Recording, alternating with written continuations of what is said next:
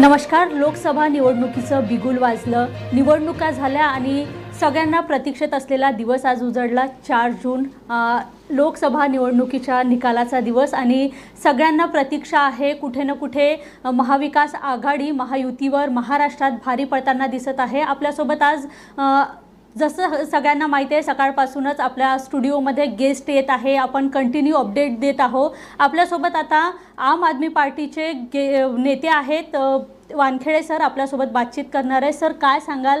आज लोकसभा निवडणुकीचा रिझल्ट आहे. कुठे ना कुठे महायुतीवर महाविकास आघाडी भारी पडताना दिसत आहे.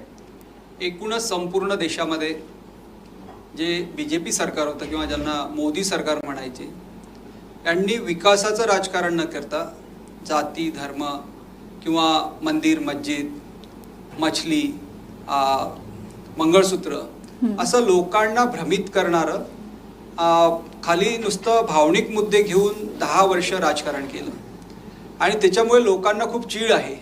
महाराष्ट्रातल्या लोकांना चीड आहे, कारण की महाराष्ट्रामध्ये जे भ्रष्ट लोक होते, मग शिवसेना असेल राष्ट्रवादी असेल, ज्यांच्यावर भ्रष्टाचाराचे आरोप होते त्या लोकांना आदल्या दिवशी म्हणायचं की यांनी 70,000 करोडचा घोटाळा केला आणि दुसऱ्या तिसऱ्या दिवशी त्यांना पार्टीमध्ये घेऊन त्यांना उपमुख्यमंत्री बनवणे, अशा प्रकारचं जे राजकारण केलं.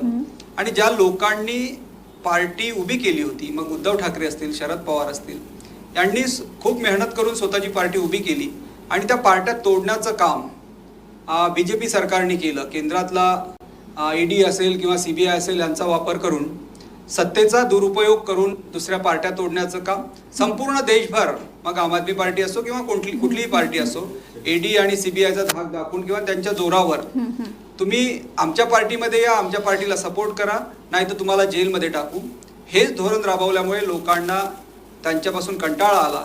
आणि आज तरुण वर्ग जो आहे 20 ते 30 वर्षाच्या दरम्यानचा, हे विचारतायत की आम्हाला नोकरी कधी मिळेल, आम्हाला नोकरी हवी आहे.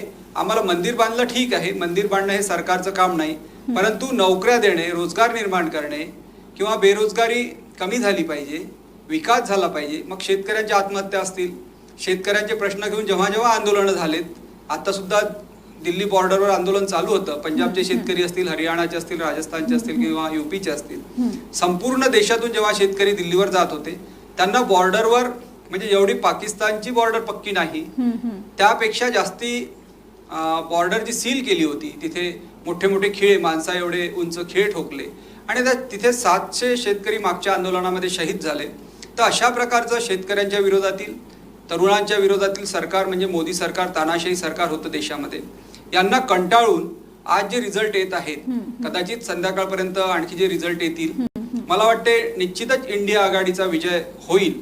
आणि आज जे 400चा नारा देत होते, 400 पैकी ते जर 200वर आले असतील स्वतः, तर हे त्यांची हार आहे. म्हणजे हे 10 वर्ष जर काम केलं असतं आणि त्यांनी कुठलंही मोदींचं पूर्ण निवडणुकीमधलं सभा घ्या, त्यांचं भाषण घ्या, कुठेही त्यांनी आम्ही हा विकास केला किंवा आम्ही या लोकांना रोजगार दिलं, जसं 15 लाखाचा मुद्दा असेल, 2 करोड वर्षाला रोजगार देण्याचा मुद्दा असेल, एकाही मुद्द्यावर मोदी सरकार बोलत नव्हतं, त्यांचा कोणताही मंत्री बोलत नव्हता. या उलट आम्हाला जर 400 सीट दिल्यात तर आम्ही संविधान बदलून टाकू, आम्हाला जे मनुस्मृती किंवा जे RSSचं धोरण आहे ते राबवण्याचं काम बीजेपी सरकार करेल, अशा प्रकारचं वारंवार बोललं जात होतं. आणि त्यामुळे मोदींना वाटत होतं की देशातली जनता मूर्ख आहे, आपण वारंवार यांना मूर्ख बनवू शकतो. 19 किंवा 14ला जे निवडणूक लढल्या गेली, एक तर काँग्रेसच्या प्रती लोकांमध्ये थोडा रोष निर्माण झाला होता. इंडिया आघाडी म्हणजे इंडिया अगेन्स्ट करप्शन आंदोलन 2014 मध्ये झालं होतं. त्याचा सगळा फायदा घेऊन मोदी सरकारमध्ये आले, बीजेपी सरकारमध्ये आलं. त्यानंतर 5 वर्षांनी लोकांना वाटलं की चला आणखी 5 वर्ष दिले पाहिजे, 5 वर्ष आपण दिले तर काही फरक पडणार नाही, मोदी सरकार किंवा बीजेपी सरकार देशामध्ये काहीतरी चांगलं करेल, हा उद्देश ठेवून लोकांनी 14 पेक्षा 19 मध्ये जास्ती मतांनी बीजेपीला निवडणुकीमध्ये जिंकवून दिलं. परंतु 10 वर्ष झाल्यावर सुद्धा एखाद्या देशाचा प्रधानमंत्री जर विकासाबद्दल बोलत नसेल आणि ईडी आणि सीबीआयचा धाक दाखवून वेगवेगळ्या पार्ट्यांना किंवा लोकांना जेलमध्ये टाकण्याचं काम करत असतील, चांगला जे लोक विकास करत आहेत, जे लोक चांगलं जनतेसाठी काम करत आहेत, मग आमचे अरविंद केजरीवाल जी असतील, मनीष सिसोदिया असतील किंवा सत्येंद्र जैन असतील, संजय सिंग जी असतील, सगळ्या आम आदमी पार्टीच्या चांगलं काम करणाऱ्या नेत्यांना कारण नसताना, एकही एव्हिडन्स नसताना जेलमध्ये टाकणे, याच प्रकारे तिकडे हेमंत सोरेन असतील, महाराष्ट्राचं सरकार पाडण्याचं काम केलं असेल, किंवा अनेक लोकांना धाक दाखवून मोठे मोठे जे नेते काँग्रेस त्यांनी कर्नाटकचं मागचं सरकार पाडलं होतं, मागच्या वेळेस त्यांनी मध्य प्रदेशचं सरकार तोडलं, मणिपूरमध्ये सरकार तोडलं होतं. म्हणजे वेगवेगळे सरकार पाडून त्यांनी सत्तेचा दुरुपयोग करून पैसा आणि उद्योगपत्यांचा पैसा, अनेक उद्योगपत्यांना त्यांनी विदेशात त्यांचं कर्ज माफ केलं. म्हणजे जेवढं कर्ज 10 वेळेस देशातील शेतकऱ्यांना कर्ज माफी देते सरकार, एवढं फक्त 20-22 उद्योगपत्यांचं कर्ज माफ केलं. आणि त्या माफ केल्यानंतर त्याच्यातले मॅक्झिमम उद्योगपती आज देशाच्या बाहेर पळून गेलेत आणि त्यांना मोदी सरकारचा आश्रय किंवा मोदी सरकारचं संरक्षण होतं म्हणून ते लोक पळून जाऊ शकले. अन्यथा विजय माल्यासारखे लोक देश सोडून जाऊ शकले नसते. हा सगळा जनतेचा पैसा आहे. जनता टॅक्स देते आणि त्या टॅक्समधून जनतेचा जो पैसा असते, हा सगळा पैसा जर उद्योगपत्यांवर उडवत असतील मोदी सरकार, तर निश्चितच लोक त्यांना धडा शिकवल्याशिवाय राहणार नाही, हे आजच्या निकालातून दिसून येत आहे. तुम्ही जसं मोदी सरकारवर किंवा मोदींवर आता निशाणा साधला आहे आणि तुम्ही म्हणताय की जनता त्यांना धडा शिकवणार, आता ते आघाडीवर आहे, पण सुरुवात जशी झाली मोदी पिछाडीवर होते. काय वाटतं तुम्हाला, हेच ते कारण असेल का की मोदी पिछाडीवर गेले? निश्चित हे सगळे कारण आहेतच. आणि अजूनही आपण काही चॅनलवर NDA ला आघाडी दाखवत आहेत, पण बऱ्याच ठिकाणी तुम्ही जर पाहिलं तर इंडिया आघाडी आणि NDA मध्ये 10 ते 12 सीटचा फक्त सध्या फरक दिसतो आहे. 10-15 सीटने सध्या NDA पुढे दिसतो आहे. कदाचित हे आकडे बदलायला वेळ लागणार नाही. आतापर्यंत साधारणतः 60-70% काउंटिंग झालं आहे. आणखी 30-40% संपूर्ण देशामध्ये काउंटिंग बाकी आहे. जेव्हा हे सगळे निकाल हाती येतील तेव्हा चित्र बदलू शकते. आणि ज्यांना 400 पारची अपेक्षा होती ते लोक जर बीजेपी स्वतः 225 पेक्षा पुढे जाताना दिसत नाही किंवा 240 पेक्षा पुढे जाताना दिसत नाही, अशा परिस्थितीमध्ये हा त्यांचा विजय आपण म्हणू शकत नाही. इंडिया आघाडी जे संविधान किंवा संविधानाला धरून इंडिया आघाडीने प्रचार केला आणि जनतेला जे आश्वासन दिले, निश्चितच ते चांगलं काम करेल इंडिया आघाडी आणि इंडिया आघाडीचं सरकार देशामध्ये येऊ शकते अशी अजूनही आशा आहे. देशभरामध्ये आम आदमी पार्टीचे 3 लोक निवडणुकीच्या मैदानात आहे. काय वाटतं, ते लीड करतील का भाजपाच्या कम्पॅरेटिव्ह? नाही, आम्ही इंडिया आघाडी सोबत आहोत.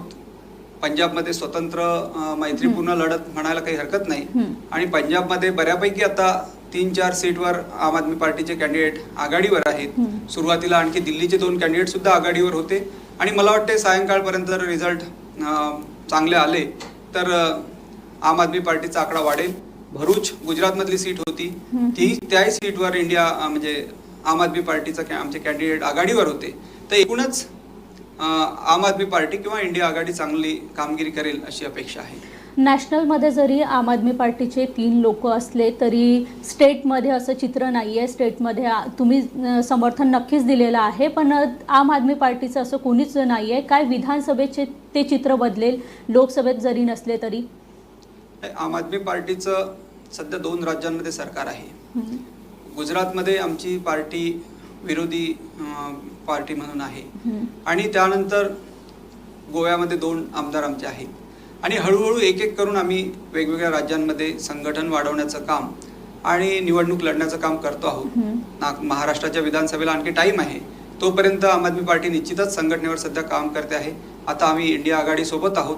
कदाचित इंडिया आघाडी सोबत राहिलो तर आम्ही सीट शेअरिंगमध्ये काही सीट मिळतील आणि चांगला परफॉर्मन्स देण्याचं काम आम आदमी पार्टी करेल. हे झालं स्टेट आणि नॅशनलबद्दल, पण तुम्ही नागपूरचे स्थानिक नेते आहात आणि कसं बघता नागपूर आणि रामटेक लोकसभेत जो रिझल्ट येत आहे ते लीड कुठे ना कुठे नागपूरमध्ये गडकरी करत आहे. सध्याची अपडेट ही आहे की 74,000 वोटांनी जे आहे गडकरी लीड करत आहे आणि रामटेकमध्ये काँग्रेसचे बर्वे लीड करत आहे. काय सांगाल, तुम्हाला काय वाटतं, गडकरी इथले स्थानिक नेते आहे म्हणून ते लीड करत आहे, कसं काय? नाही, गडकरी साहेबांबद्दल लोकांना त्यांना विकास पुरुष म्हणतात, त्यांना रोडकरी म्हणतात आणि ते बोलले होते की मी कुठल्याही प्रकारचा प्रचार करणार नाही, मी काम केलं आहे आणि निश्चितच मला लोक निवडून देतील आणि माझा डिफरन्स जो असेल मागच्या 2 निवडणुकीपेक्षा जास्ती म्हणजे 5 लाखाच्या अंतराने मी जिंकेल असं गडकरी साहेब बोलत होते. परंतु आज आपण जेव्हा रिझल्ट पाहतो, आता आपण सांगितलं की 74,000 आणि ते पुढे आहेत, तर हे मार्जिन खूप कमी झाली आहे.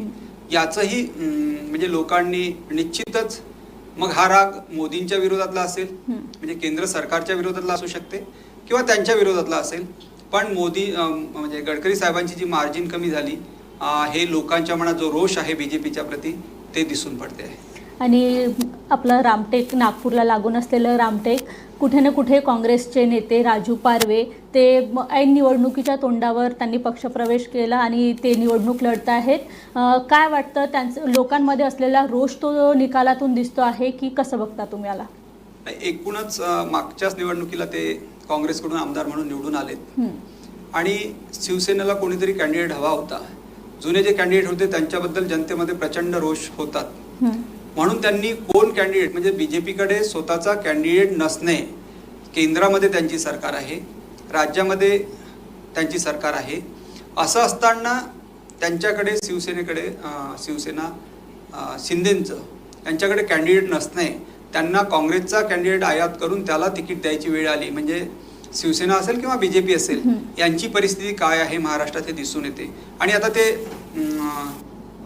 पूर्वी तर तिथे एक षडयंत्र रचून म्हणजे काँग्रेसच्या उमेदवाराचा फॉर्म रिजेक्ट कसा होईल, त्यांचं जाती प्रमाणपत्र कसं खारिज केलं जाईल, म्हणजे रश्मी बर्वे ज्या होत्या त्यांचं ऐन वेळेवर, म्हणजे याच्या आधी त्या जिल्हा परिषदेला अध्यक्ष राहिल्या, जी व्यक्ती ज्या सर्टिफिकेटच्या भरोशावर जिल्हा परिषदेला निवडून येते, अध्यक्ष राहते, आणि अचानक लोकसभेचा फॉर्म भरल्यानंतर त्यांच्यावर ऑब्जेक्शन घेतले जाते आणि सगळ्या सरकारी यंत्रणेचा वापर करून त्यांचा फॉर्म रिजेक्ट केला जातो.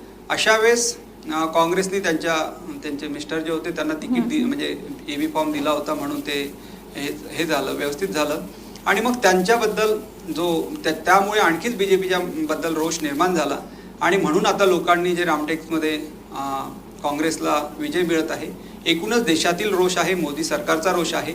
आणि इथे जे कारनामे त्यांनी केले महाराष्ट्रामध्ये, मग सरकार तोडण्याचं काम असेल किंवा ऐन वेळेवर एखाद्या महिला कॅन्डिडेट जी खूप होतकरू महिला आहे, ज्यांनी एकदम गरिबीतून आपलं स्वतःचं राजकारण उभं केलं, जिल्हा परिषदेमध्ये अध्यक्ष असताना चांगलं काम केलं, अशा महिलेचा फॉर्म रिजेक्ट करणे म्हणजे एकूणच बीजेपी ही महिला विरोधी धोरण राबवणारी आहे हे आपल्याला दिसून येते. म्हणजे मणिपूरमध्ये ज्या घटना घडल्यात, मोदींनी एक शब्द सुद्धा त्या घटनेबद्दल कधी बोलले नाहीत. ते अनेक ठिकाणी सभा केल्या किंवा विदेशात त्यांचा दौरा असते, पण ते मणिपूरला गेले नाहीत. तेव्हा तर महिला पैलवान होत्या आमच्या दिल्लीमध्ये, ज्यांनी आंदोलन केलं, त्यांच्यावर जो अन्याय अत्याचार झाला त्याबद्दल मोदींनी एक शब्द सुद्धा बोलला नाही. एकूणच बीजेपीचं महिला बचाव आंदोलन म्हणजे ते अभियान चालवत असतील, पण त्यांचं जे मूळ धोरण आहे हे महिला धोरण आहे, हे या सगळ्या कृतीमधून दिसून येते. आपण नागपूरबद्दल बोलत आहोत आणि नागपूरमधून सर्वात मोठी अपडेट येत आहे. नागपूर लोकसभा मतदारसंघात 13वी फेरी जी आहे ती झालेली आहे. 13व्या फेरीचे जे आहे मतमोजणी झालेली आहे आणि नितीन गडकरी भारतीय जनता पार्टीतून 4,80,762 मत जे आहे ते नितीन गडकरीकडे आहे आणि विकास ठाकरे इंडियन नॅशनल काँग्रेसचे यांच्याकडे 3,81,046 मतं आहे. आणि कुठे ना कुठे गडकरी जी आहे ते 99,716 मतांनी नागपूरमध्ये आघाडीवर आहेत. काय सांगाल, 99,000 मतांनी आघाडीवर आहे, त्यांची लीड जी आहे ती वाढती आहे. आपल्याला जसं वाटलं की ते 5 लाख मतांनी जरी लीड करणार नाही, पण त्यांची लीड जी आहे ती पुन्हा वाढत चाललेली आहे. त्यांच्याबद्दल लोकांच्या मनात सॉफ्ट कॉर्नर होता आणि तरीही अशा परिस्थितीमध्ये म्हणजे पहिल्या निवडणुकीपेक्षा 19च्या निवडणुकीमध्ये त्यांना जास्त लीड मिळाली आणि आता तिसऱ्या निवडणुकीला यापेक्षाही जास्त लीड मिळेल असं त्यांना सुद्धा अपेक्षा होती, परंतु तसं होत नाही आहे. म्हणजे जे 5 लाखाच्या फरकाने निवडून येण्याचं बोलत होते ते आज अजून 1 लाख सुद्धा लीड झालेली नाही किंवा शेवटच्या फेरीपर्यंत 1.25 लाख लीड होईल. म्हणजेच 5 लाख मतांनी ज्यांना निवडून यायला पाहिजे होतं, ज्यांचा विश्वास होता की मी 5-6 लाख मतं घेऊन निवडून येईल, तर आज जी लीड कमी झाली आहे हे त्यांच्याप्रती म्हणा किंवा मोदी सरकारच्या प्रती जो लोकांचा गुस्सा आहे, राग आहे. म्हणजे एकूण जरी रोड खूप बनवले असतील त्यांनी किंवा त्यांचं नाव घेतलं जाते, पण नागपूरचा जर विचार केला 15 वर्षापासून त्यांचं सरकार इथे होतं स्थानिक पातळीवर. कॉर्पोरेशनवर म्हणजे फडणवीस असतील किंवा गडकरी साहेब असतील यांचं पकड आहे. असं असताना जे बेसिक मुद्दे आहेत, मग शिक्षणाचा मुद्दा असेल, 400 शाळा कॉर्पोरेशनच्या होत्या त्या सगळ्या बंद केल्यात बीजेपी सरकारने, म्हणजे स्थानिक सरकारने. हॉस्पिटल जे आहेत कॉर्पोरेशनचे तिथे डॉक्टर नाहीत, औषध नाही, किंवा रोड, नागपूरचे रोड जरी बनत असतील एकीकडे, तर आपण बघतो आहे की अजूनही पूर्ण नागपूर स्मार्ट सिटीमध्ये आलं नाही किंवा रोड एकीकडे बनतात दुसरीकडे कुठे ना कुठे ते खोदल्या जातात. म्हणजे हे विकासाचं मॉडेल नाही आहे. म्हणजे गडकरी साहेब आणि फडणवीस साहेब दोघंही नागपूरचे असून सुद्धा स्मार्ट सिटी ज्या 100 स्मार्ट सिटीचा त्यांचा जो प्रोजेक्ट होता, बीजेपी सरकारचा प्रोजेक्ट होता, त्यामध्ये नागपूर शहर न येणे स्मार्ट सिटीमध्ये किंवा इंदोर सारखं शहर आमच्या पुढे गेलं, जेव्हा की इंदोर खूप मागे होतं. महाराष्ट्रात नागपूर उपराजधानी आहे आणि उपराजधानी असून इथून सगळ्यात मोठे हेवी वेट मंत्री गडकरी साहेबांना म्हटलं जाते. दुसरं 5 वर्ष मुख्यमंत्री आमच्या शहरातले होते आणि आता उपमुख्यमंत्री आहेत.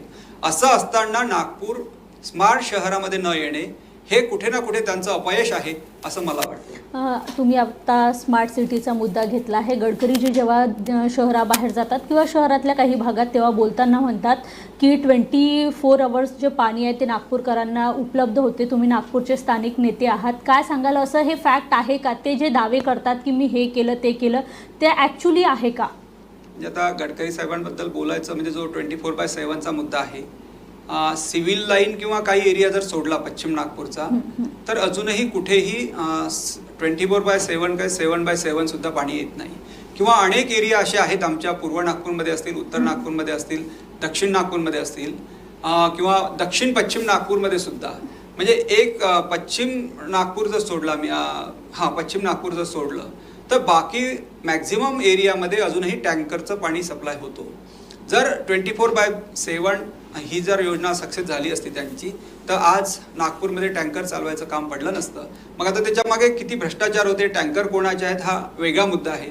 परंतु 24/7चा मुद्दा त्यांचा ते सक्सेस झालेले नाही आहेत त्याच्यामध्ये.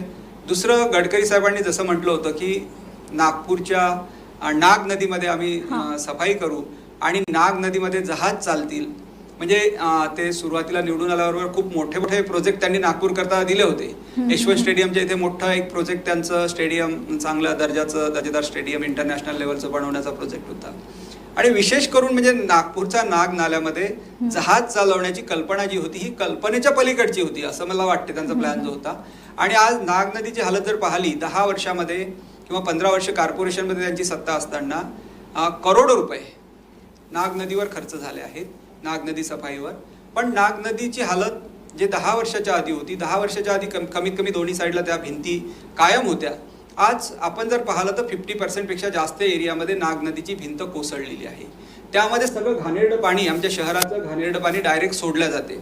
कुठेही STP प्लांट म्हणजे पाणी शुद्ध करून नदीमध्ये सोडण्याची योजना नागपूर शहरामध्ये झालेली नाही. म्हणजे एकूणच आपण जेव्हा आता तुमचं ऑफिस सुद्धा नाग नदीच्या अगदी जवळ आहे, नवीन माणूस जर नाग नदीच्या आसपास कुठे 500 मीटरच्या जवळपास आला तर त्याला माहीत होऊन जाते की इथे काहीतरी घाण एरिया आहे. म्हणजे दोन्ही साईडनी संपूर्ण नागपूरमध्ये एक 25 किलोमीटर आपण नाग नदी जर क्रॉस करत असू अंबाझरीपासनं मग तिकडे समोर कुठपर्यंतही गेलं तर दोन्ही बाजूला 100-200 मीटरचा एरिया तुम्ही गेले तर तुम्हाला जाणवेल, नवीन माणसाला जाणवेल की इकडे काहीतरी घाणेरडा एरिया आहे आणि तो नाग नदीचा वास असते. तर नाग नदी सुद्धा शुद्ध झाली नाही किंवा त्याला सफाईकरण त्याचं झालं नाही. जहाज चालण्याची जी त्यांची संकल्पना होती तिथं दूरच राहिली. म्हणजे अशा अनेक संकल्पना त्यांनी मांडल्यात, पण प्रॅक्टिकली मला वाटतं ते कुठेही आतापर्यंत उतरलेले नाहीत. रोडबद्दल जे काही असेल ते असेल, पण विदर्भातले काही रोड असे आहेत 10 वर्ष झालेत गडकरी साहेब आहेत. म्हणजे बडनेरा ते अकोला रोडचं ज्यांनी गिनीज बुक ऑफ इंडियामध्ये त्यांनी हे केलं, गिनीज बुकमध्ये नाव नोंदवलं, त्या रोडला सुद्धा 10 वर्ष लागलेत बनायला, 90 किलोमीटर. एक अकोला जिल्ह्यातलाच अकोट ते अकोला 45 किलोमीटरचा रोड आहे.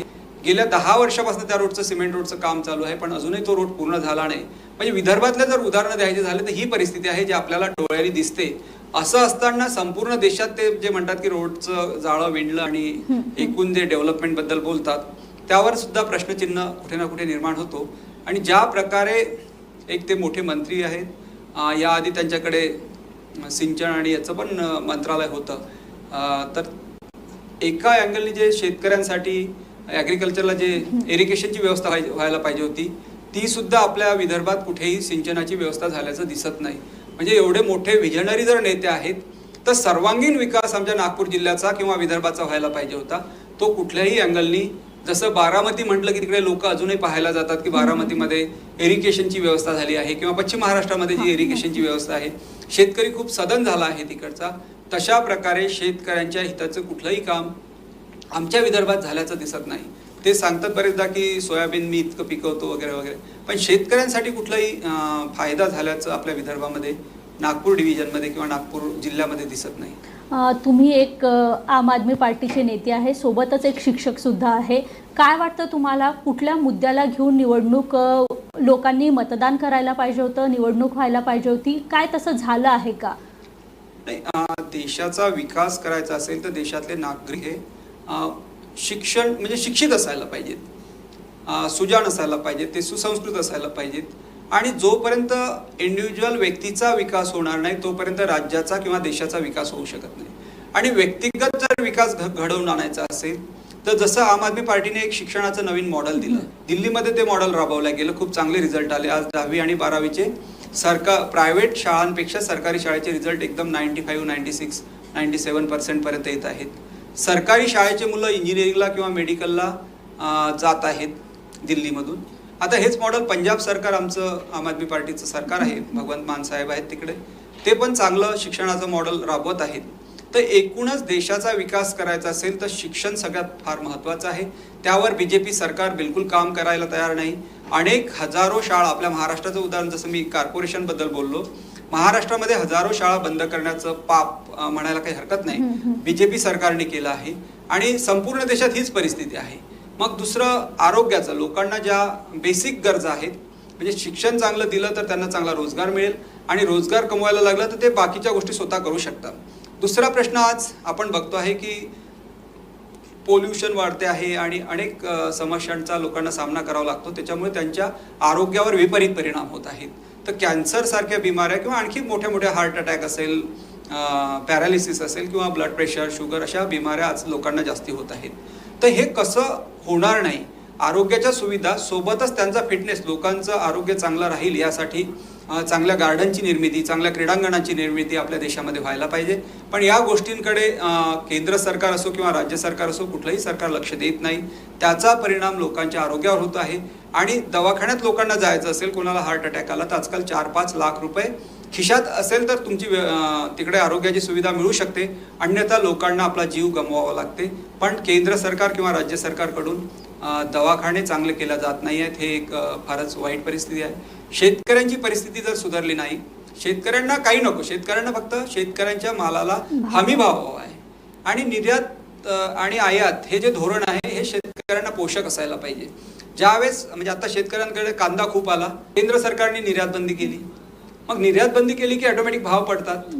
आणि हे नेहमीच झालं. मग साखर जास्ती झाली तर साखरेवर निर्यात बंदी लावायची, साखरेचे भाव वाढायला लागले. कांद्याचे भाव वाढले की कांद्यावर निर्यात बंदी लावायची.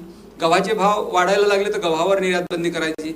आणि देशामध्ये थोडेसे भाव वाढले की पुन्हा आयात करायचं. म्हणजे आयात आणि निर्यातीचं जे शेतकऱ्यांच्या प्रति धोरण आहे केंद्र सरकारचं, हे सुद्धा चुकीचं आहे. शेतकऱ्यांना हमीभाव चांगले मिळायला पाहिजेत. मोदींनी 2014 पूर्वी जेव्हा सभा घेतल्यात, म्हणजे खास करून आपल्या विदर्भामध्ये, यवतमाळ जिल्ह्यामध्ये दाभाडी म्हणून एक छोटंसं गाव आहे, जिथे 8-9 शेतकऱ्यांच्या आत्महत्या झाल्या होत्या. आणि तिथे मोदींनी स्वतः मुख्यमंत्री असताना, म्हणजे तेव्हा ते सरकारमध्ये यायचे होते केंद्रामध्ये, एक चाय पे चर्चा म्हणून तिथे त्या गावामध्ये, छोट्याशा गावामध्ये सभा घेतली होती त्यांनी. आणि ती सभा घेतली तेव्हा त्यांनी सांगितलं होतं की आम्ही स्वामीनाथन आयोगाच्या सगळ्या शिफारशी शेतकऱ्यांना लागू करू. पण 10 वर्ष होऊन सुद्धा त्यांनी स्वामीनाथन आयोग लागू केलं नाही. उलट शेतकऱ्यांचे जे काही राईट्स होते, जे मिनिमम सपोर्ट प्राइस मिळण्याचं एक हे होतं, पद्धती होती, त्यावर सुद्धा अदानी अंबानीच्या हिताचे कायदे करून 3 काळे कायदे शेतकऱ्यांच्या विरोधातले त्यांनी आणले होते केंद्रामध्ये. पण ते शेतकऱ्यांनी हाणून पाडले. शेवटी त्यांना ते कायदे परत घ्यावे लागलेत. तर एकूणच म्हणजे शिक्षण, आरोग्य आणि शेतकरी हे फार रोजगार, युवकांना रोजगार, शिक्षण घेतलं त्यांना चांगले रोजगार मिळायला पाहिजेत.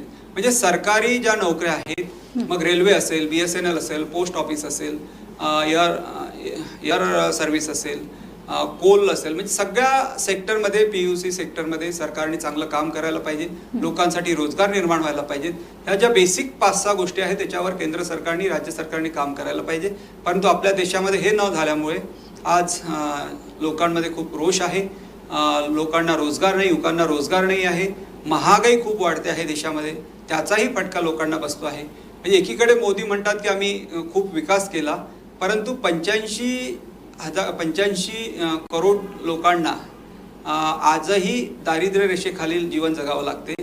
तर हा आकडा वाढत आहे. हं. म्हणजे खरं तर विकास होत असेल तर हा आकडा कमी व्हायला पाहिजे होता. 10 वर्षात हा आकडा कमी व्हायला पाहिजे होता, पण कमी न होता तो आकडा वाढत चालला.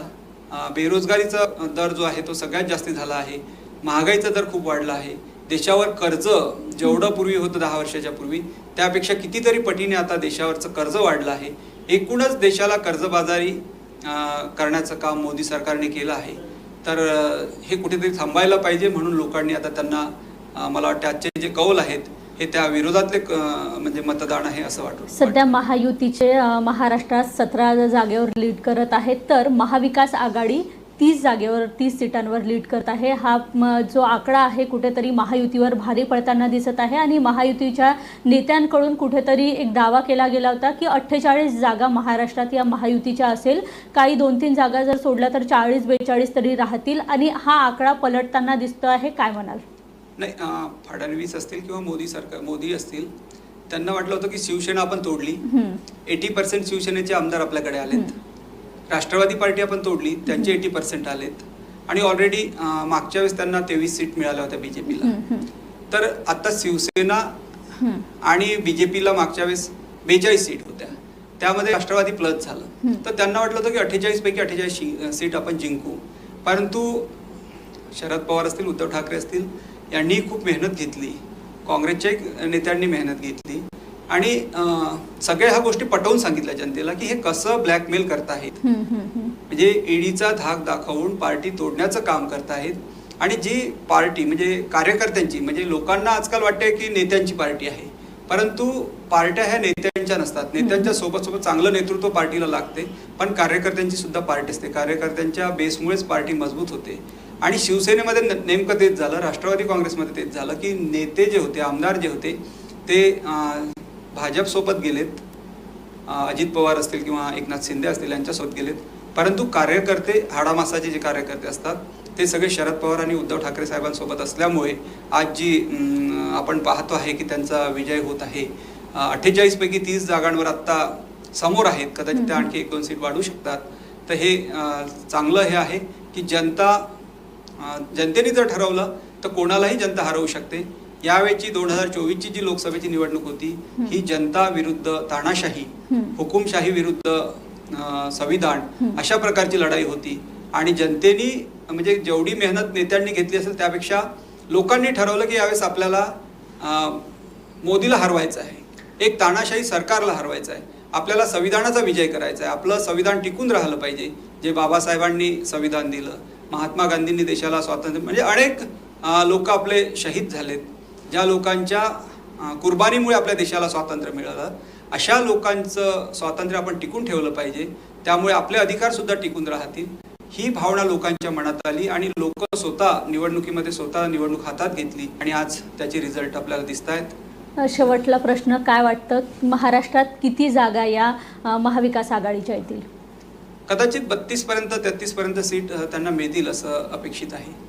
तर आपल्यासोबत होते आम आदमी पार्टीचे स्थानिक नेते वानखेडे सर. यांनी आपल्याला सांगितलं की जे इलेक्शन आहे, जे निवडणूक आहे ते आरोग्य, शिक्षण, बेरोजगारी आणि शेतकरी या मुद्द्यावर व्हायला पाहिजे आणि कुठे ना कुठे भाजपाकडून पक्षफोडी केल्यामुळे आज हा परिणाम दिसतो आहे असं यांचं मत आहे. आपल्यासोबत पुन्हा काही गेस्ट असतील, आपण त्यांच्यासोबत बातचीत करणार आहोत. तोपर्यंत बघत राहा VKB न्यूज. नमस्कार.